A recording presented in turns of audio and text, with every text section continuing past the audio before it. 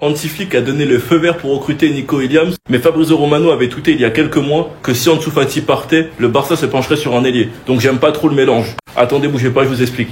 Breaking, Hansi Flick a donné le feu vert pour signer Nico Williams. Barcelone reprendra bientôt les discussions avec lui. Si l'accord est entravé par le fair play financier, le club en informera le joueur à l'avance. Certains ne comprennent pas d'où vient mon amour pour Nico Williams. Mais Nico Williams, les gars, on le suit pas depuis la hype. Certains pensent que c'est à cause de son amitié avec Lamine Yamal. Non les gars, c'est à cause de son amitié avec Ansu Fati. C'est de là que j'ai commencé à vraiment apprécier le joueur et à le regarder jouer et à le voir évoluer. Franchement, de le voir aujourd'hui avec le 10 à Bilbao, ce soir il va jouer l'Europa League. Il y a une place en demi-finale qui va se jouer, qu'il est d'ailleurs resté pour jouer cette finale qui normalement se joue à Bilbao si je me trompe pas. Franchement, je serais hyper heureux qu'on le recrute. Il connaît le championnat, il joue à gauche, à droite. Donc pour la rotation, c'est excellent. On aura trop de solutions avec Rafinha qui joue à gauche en 10 à droite, Ferran Torres qui joue à gauche, à droite, en 9, Lamine Yamal qui joue à droite, à gauche, et Ansu Fati qui joue à gauche, en pointe. J'espère vraiment de tout mon cœur que Fati fera tout pour rester, que s'il doit même les emmerder, il a caressé jusqu'à la fin de son contrat, ce qui va forcer le Barça à le prolonger pendant 5 ans pour différer son salaire. Fati, je t'ai donné la solution. T'en fais ce que tu veux. En tout cas, peu importe, j'espère que le Barça fera le nécessaire pour chercher Nico Williams. On n'a pas besoin de 12 000 recrues, un ailier gauche, un latéral, c'est tout.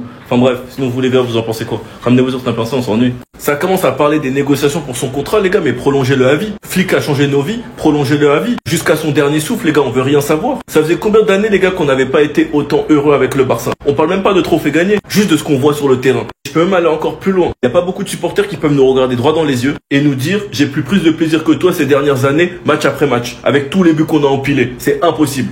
Enfin bref, les négociations pour une prolongation de contrat de Flick ont commencé. L'objectif est de finaliser le renouvellement avant la fin de la saison. Le club a pleinement confiance en l'entraîneur. Le contrat est d'1 an plus 1 année en option. Si tu regardes ce que Flick a fait de cette équipe, les gars, c'est juste du délire. Sur cette image, il y a un faux Brésilien, un retraité et un gamin surcoté de 17 ans. C'est la meilleure attaque d'Europe. 82 buts. Pedri, De Jong, même histoire. 2 cracks, mais poursuivis par les blessures. Pedri est le meilleur milieu du monde cette saison et De Jong monte en puissance et va prolonger. Flick nous a même ressuscité Baldé alors qu'il sortait d'une saison compliquée avec des blessures. Il nous a rendu monstrueux Inigo Martinez. Ferran Torres est le 3e meilleur buteur du club cette saison. Et grosse pensée à ces deux-là, Casado et Bernal. Il nous a fait découvrir Casado, mais certains ne savent pas encore qui c'est Bernal. Rendez-vous la saison prochaine. Ce que Flick a fait de cette équipe, les gars, c'est du délire en changeant la situation de tout le monde. Jusqu'à faire prolonger Araujo qui devait partir à la Juve. Et il a juste une tendance à inverser pour moi pour que je sois en paix. C'est celle d'Ansu Fati. J'espère qu'il jouera face à Leganés. Enfin bref, sinon vous les gars, vous en pensez quoi? Ramenez-vous sur Snapchat, on s'ennuie. En vrai, les gars, je trouve qu'on se rend pas compte sur ce que ce barbare est en train de faire actuellement. Vraiment les gars, je pense qu'on se rend pas compte et qu'on est en train de banaliser ça sous prétexte que c'est un autre format de la Ligue des Champions. Donc là les gars, vous êtes en train de me dire, sachant qu'il reste 3 matchs minimum pour le Barça, parce que ça m'étonnerait qu'on sorte au match retour, il lui reste 3 matchs et il doit avoir 4 de GA de plus pour dépasser le record de CR7 en Ligue des Champions. Certes, il aura plus de matchs joués, certes, c'est pas du tout le même niveau, mais ce sont quand même des stats à ne pas banaliser. Le type actuellement, c'est le meilleur passeur et le meilleur buteur de la compétition, c'est du délire. 7 buts, 12 passes D. Genre cette saison actuellement, il n'y a aucun joueur qui fait plus ballon d'or que lui, il y a personne. Après bien évidemment, tout dépendra des titres que le Barça va gagner. Mais franchement les gars, c'est une dinguerie. Surtout quand tu repenses à une chose, c'est que tout a commencé durant ce match au Parc des Princes. Et là où c'est encore plus drôle les gars, c'est que cette saison, on l'a jamais vu sans ses tresses en match. Jamais. Il a limite compris que c'était une hype, que c'était un porte-bonheur. Et voir un joueur autant retourner l'opinion publique, les gars, c'est du délire. Franchement, tous les supporters du Barça qui ont eu la vision sur lui et qui m'attaquaient dans les commentaires la saison dernière en me disant « Ouais, t'as pas la vision KB, t'as pas la vision KB ». Franchement, les gars, moi, je vous tire mon chapeau. Parce que c'est une dinguerie. Et selon vous, les gars, est-ce que vous pensez qu'il va aller chercher les records? Enfin bref, sinon vous, les gars, vous en pensez quoi? Ramenez-vous sur cette personne, on s'en est.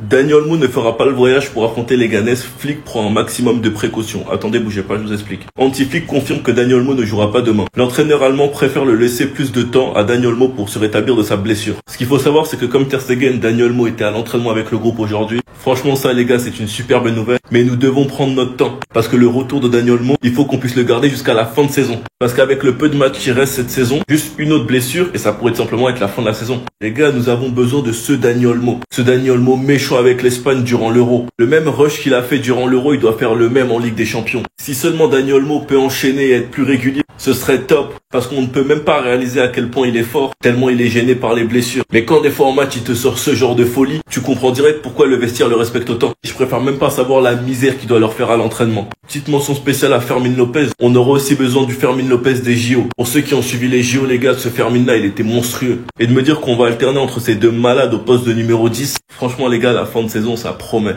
Si tu prends en compte que tu vas loin dans toutes les compétitions, il nous reste exactement 13 matchs. Et j'espère vraiment qu'on pourra goûter à du Olmo Ball jusqu'à la fin de saison. Enfin bref, sinon vous les gars, vous en pensez quoi? Ramenez-vous sur Snap Instinct, on s'ennuie. Les gars, je vous parle sérieux. Vous trouvez pas que vous en faites pas assez avec Lamine Yamal? Personnellement, moi, trouvez-moi quelqu'un qui parle plus de Lamine Yamal que moi. Et ça sur tous mes réseaux. Trouvez quelqu'un. Son euro n'avait même pas commencé, j'avais déjà vu les choses en grand. Coach Yamal. Celui qui est pas content, il a qu'à venir à mon adresse. Actuellement, je suis à Cotonou, je suis au Bénin, il a qu'à venir ici, les garçons. Vous pouvez penser ce que vous voulez, je m'en fous, j'en ai rien à faire.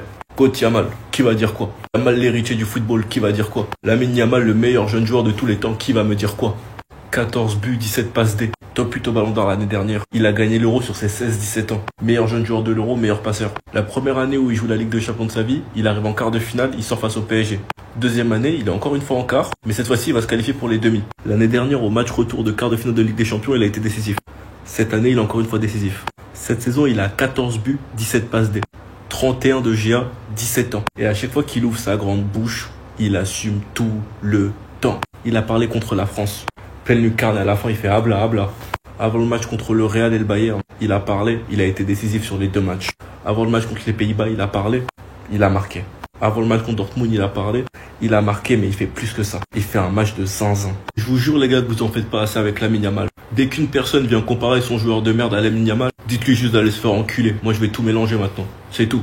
La conférence d'avant-match de Hansi Flick pour le match de demain contre les Ganes, attendez, bougez pas, je vous explique. Dani Olmo ne jouera pas demain, il restera ici, donc il fera pas le voyage. Nous sommes premiers et nous devons le prouver. Ils se battent pour rester en vie et ce sera un match difficile. Il est important que nous jouions demain avec la même mentalité que lors d'un match de Ligue des Champions. Je dis toujours qu'on s'entraîne dur et qu'on progresse beaucoup. Si on veut être champion, il faut toujours montrer qu'on le mérite. Même lors de matchs comme celui de demain, montrer qu'on est meilleur. Nous avons pensé à faire une rotation parce que nous voulons que les joueurs soient frais. C'est quelque chose que nous devrons gérer. L'important, c'est la base physique. Deco a fait un travail incroyable car il a recruté des personnes qui savent ce qu'ils font et il répond aux besoins des joueurs. Je suis pas serein malgré notre victoire 4-0 contre Dortmund. L'important est de montrer notre valeur à chaque match. Les supporters méritent qu'on joue bien.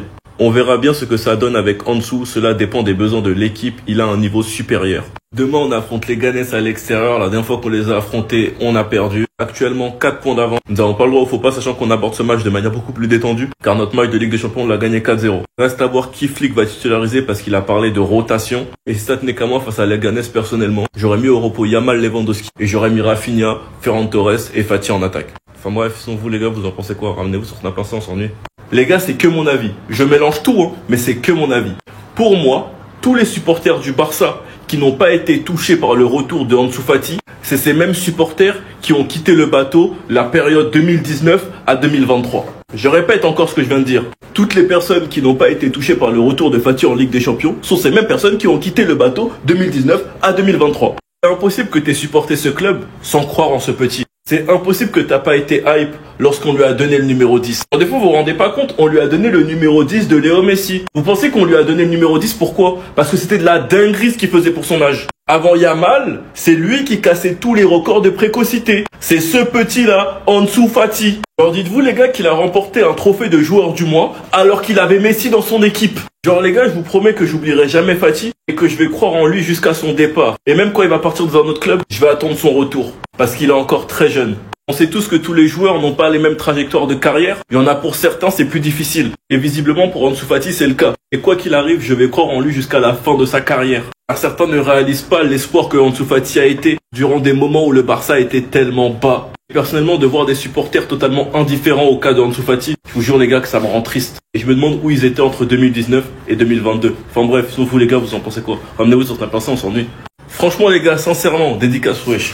Dédicace à Abdé. Vous avez pas honte de nous partager ce genre d'informations? Genre vous nous partagez ça, ça vous fait kiffer, vous avez pas honte? Vous êtes réellement tombé aussi bas cette saison les gars? Le Real Madrid prépare une vidéo jouant sur les émotions pour motiver ses joueurs avant le match. Retour face à Arsenal au Bernabéu mercredi. Quand vous nous partagez cette information les gars, vous avez pas honte? Depuis le début de saison les gars, venez dans mes commentaires et dites-moi quel match du Real vous avez vu de vos propres yeux et vous avez kiffé. Vous vous êtes trouvé trop fort. Citez-moi les matchs dans les commentaires. Citez-moi vos gros matchs références de cette saison. Citez-moi le dernier match en 2025 où vous avez battu une équipe avec plus de 2 buts d'écart. Je vais vous spoil, c'était contre Gérone, le 23 février. Nous sommes actuellement en avril. Après les gars, faudra m'expliquer. Il y en a qui veulent son départ, mais qui veulent aussi se qualifier. Mais vous savez les gars que s'il se qualifie et qu'il fait un miracle de plus, il va tout simplement rester. Donc en vrai les gars, faut savoir, c'est quoi votre combat? Qu'est-ce que vous voulez? Vous voulez continuer à jouer mal, mais à gagner des matchs miraculeusement en prenant zéro plaisir? Ou vous voulez une nouvelle ère, un nouveau coach qui va peut-être faire en sorte que vos matchs seront plus intéressants? Franchement les gars, ça va se demander, certains supporters, vous suivez le foot pourquoi? Vous suivez le foot, vous payez votre abonnement pour garder votre club, gagner des titres tout en jouant mal et en gagnant des matchs vous ne savez pas comment? Ou vous suivez le foot pour garder des matchs tout en étant diverti par le jeu proposé par votre équipe? Faut savoir les gars, enfin bref, sinon vous les gars, vous en pensez quoi? Ramenez-vous sur sa pensée, on s'ennuie. 90 minutes au Bernabeu, c'est long. Mais les gars, c'est quoi cette Zumba? S'il vous plaît les gars, c'est quoi cette Zumba que je vois sur internet? Alors les gars, je pense vraiment que les supporters et les joueurs sont dans un film, ils se prennent tous pour des super-héros. Genre cette année les gars, le match contre le Barça, c'était au Bernabeu. Ça va pas empêcher Lamine Yamal de faire calma au Santiago Bernabéu. Le match contre AC Milan en Ligue des Champions cette année, c'était aussi au Bernabeu. Le match contre Valence que vous avez perdu il y a quelques semaines, c'était aussi au Bernabeu. On sait tous très bien que le Real en Ligue des Champions est capable de tout et que s'il y a bien une équipe qui peut retourner des scénarios, c'est le Real. Mais de vous à moi les gars, pas ce Real quand même. Est-ce que vous vous êtes déjà vu autant perdre? Est-ce que vous vous êtes déjà vu en difficulté face à n'importe quelle équipe, que ce soit à domicile ou à l'extérieur? Et tu les entends tous parler à faire les super-héros en nous expliquant que le match retour sera différent. Eux tous. Et au final, avec la saison qu'ils font, déjà que cette année, ils ont créé une grosse désillusion à leurs supporters, en vrai, ils vont juste tous passer pour des cons au final. Leur soi-disant histoire que la saison à Madrid commence en janvier, on est en avril, on attend toujours. Les 10 fois plus de Vinicius, on est en avril, on attend toujours. Phase d'adaptation terminée, fini, il est temps que je décide des matchs. On attend toujours de voir tu décides de quel match. Le Real Madrid prépare une vidéo jouant sur les émotions pour motiver ses joueurs avant le match retour face à Arsenal au Bernabeu mercredi. Donc là, vous voyez mettre 3 buts à Arsenal sans en encaisser un en 90 minutes, alors que vous encaissez à quasi tous les matchs. On se donne rendez-vous la semaine prochaine, on va bien rire. Sinon vous les gars, vous en pensez quoi? Ramenez-vous sur cette personne, on s'en dit.